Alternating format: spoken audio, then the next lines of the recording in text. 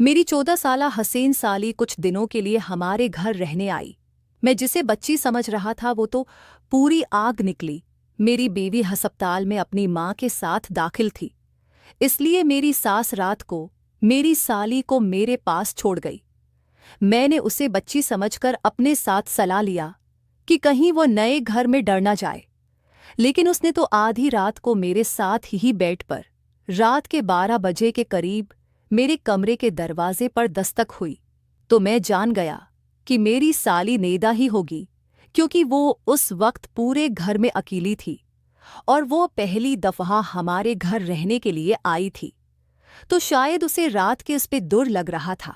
जैसे ही मैंने दरवाज़ा खुला तो ये देखकर मेरी हैरत के अंतहा न रही कि वो नियम बरहना सी नाइटी पहने दरवाजे पर खड़ी थी।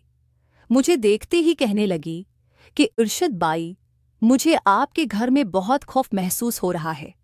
क्या मैं रात आपके साथ आपके कमरे में गुजार सकती हूँ?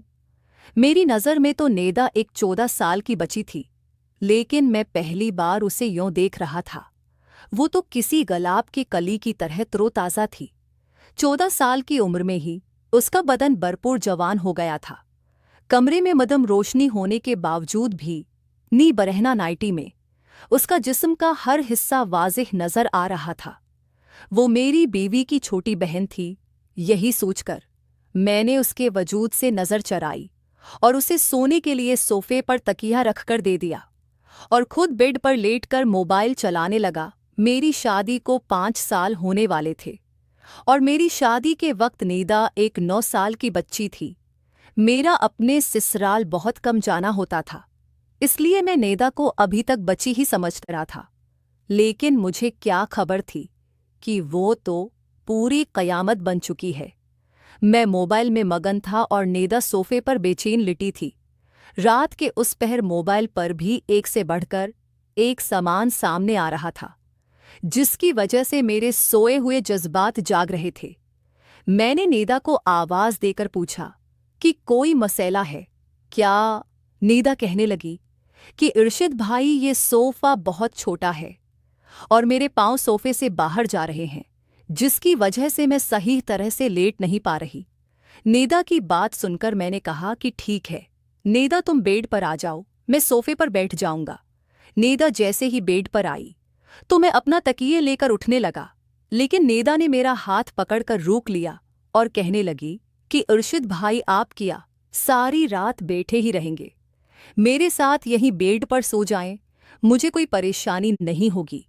मेरे लिए नेदा के जिस्म से नज़रें हटाना मुश्किल हो रहा था। मैंने बहुत मुश्किल से नेदा की बात मानकर दूसरी तरफ करवट बदली और मोबाइल चलाने लगा। मुझे पता ही नहीं चला कि कब मेरी आंख लग गई। अभी मुझे सोए हुए कुछ ही देर गुजरी थी कि अचानक ही मेरी आंख खुली और मेरे रोंगटे खड़े होने लगे। मैं सोच भी नहीं सकता था कि जिसे मैं एक काम उम्र बच्ची समझ रहा हूँ, वो तो पूरी शराब है। हर गुजरते पल के साथ मेरे दिल में जज्बात का तूफान ठांठे मारने लगा था, लेकिन मैं बहुत मुश्किल से खुद पर काबू पा रहा था। लेकिन फिर नेदा ने मेरे साथ कुछ ऐसा किया कि मेरे कदमों तले ज़मीन निकल गई और न चाहते हुए भी मैं उसकी बात मानने पर मजबूर हो गया। मेरी और सबा की शादी को 5 साल गुजर चुके थे और उन 5 सालों में ऐसा कोई दिन नहीं था जब सबा ने मेरी खदमत में कोई कसर छोड़ी हो। मेरी और सबा की पहली मुलाकात कॉलेज में हुई थी और हम दोनों एक दूसरे को पहली ही नज़र में पसंद आ गए थे। हम दोनों के प्यार मोहब्बत का सिलसिला बढ़ते बढ़ते शादी तक पहुंच गया था। जब मैंने अपने घर वालों को सबा के मुताल्लिक बताया तो मेरी माँ ने ये कहकर इनकार कर दिया कि खानदान से बाहर वो किसी सूरत में मेरी शादी नहीं करेंगी। लेकिन मैं सबा की मोहब्बत में इतना आगे बढ़ चुका था कि वापसी का कोई रास्ता मुमकिन नहीं था। उसके बगैर तो एक पाल भी गुजारा करना मुश्किल था। हम दोनों अपनी ही मोहब्बत में सारी हदूद पार करते हुए तमाम रिश्ते कायम कर चुके थे। कॉलेज में जाने के बाद हम दोनों एक दूसरे का हाथ पकड़कर वापस बाहर निकल जाते और कॉलेज के पीछे बने हुए छोटे छोटे होटलों में एक दूसरे के साथ वक्त गुजारते। मैंने अपनी माँ को मनाने की बहुत कोशिश की, लेकिन वो किसी भी सूरत में उस शादी के लिए राजी न हुए और मैंने सबा के साथ भागकर शादी का ली। जब मेरे माँ बाप को इस बारे में इल्म हुआ तो उन्होंने मुझे घर से ही निकाल दिया, क्योंकि मैं कोई नौकरी नहीं करता था और ना ही मेरी कोई कमाई थी। और जब सबा के घर वालों को इस बारे में पता चला तो वो भी हमारी शादी के खिलाफ हो गए। और वजह यही थी कि मैं कुछ भी नहीं कमाता था। बहुत मुश्किल से मैंने सबा के घर वालों को राजी कर लिया, लेकिन सबा के घर वालों ने हमसे मिलना जलना खत्म कर दिया था। काफी अरसे तक मैं और सबा फाको वाली जिंदगी गुजारते रहे, लेकिन जैसे ही मेरी नौकरी लगी और मेरे हालात कुछ बेहतर हुए तो सब्बा ने अपने घर वालों से मिलना जलना शुरू कर दिया।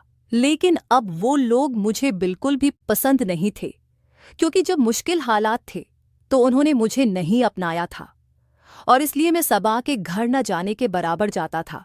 साल में 1 या 2 दफ़ा। इसलिए मैंने सबा की छोटी बहन नैदा को कभी सही से देखा भी नहीं था। न ही मैं इस बात से वाकिफ था कि वो अब 14 बरस की एक खूबसूरत लड़की बन चुकी है।